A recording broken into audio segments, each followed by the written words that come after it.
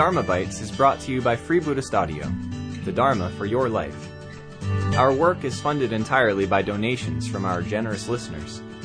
If you would like to help us keep this free, make a contribution at freebuddhistaudio.com/donate. Thank you, and happy listening. Now, there are many episodes in the life of the Buddha, as it's related in the scriptures, which demonstrate, which reveal his heroic qualities. For instance, there's that very well-known incident of Devadatta's attempt on his life. Devadatta was his own cousin. He'd been a monk for many years. In a sense, he was spiritually advanced. He had all sorts of psychic powers.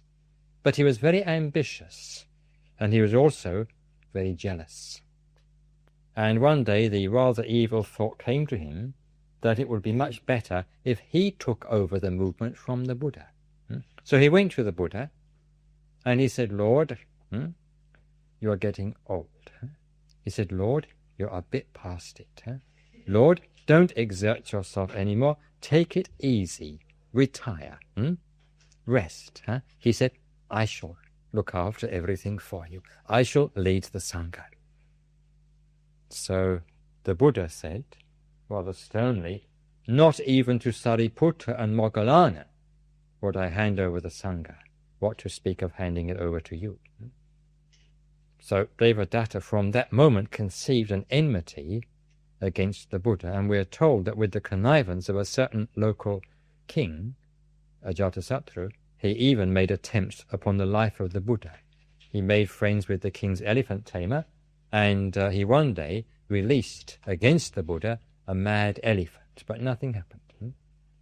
When the elephant saw the Buddha, he simply raised his trunk in salutation, and that was that. Nothing happened. A little later, Devadatta tried again. He knew that the Buddha used to like walking at the foot of a hill at Rajgriha, so he stationed himself halfway up the hill, and when he saw the Buddha walking slowly underneath, he rolls down a great boulder, a great mass of rock, and he went bouncing and rolling down the hillside. It just missed the Buddha. In fact, a splinter from that rock pierced the Buddha's foot and drew blood.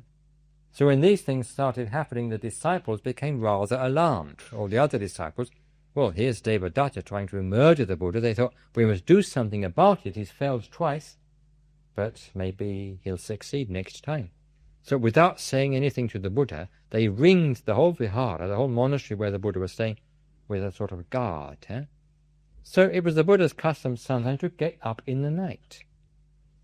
So one night he got up and he saw the whole place surrounded by bhikkhus on guard, with sticks, in a great ring.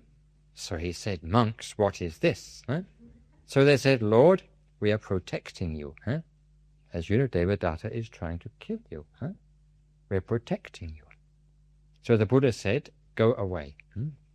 Go away." The Buddha needs no protection from anybody.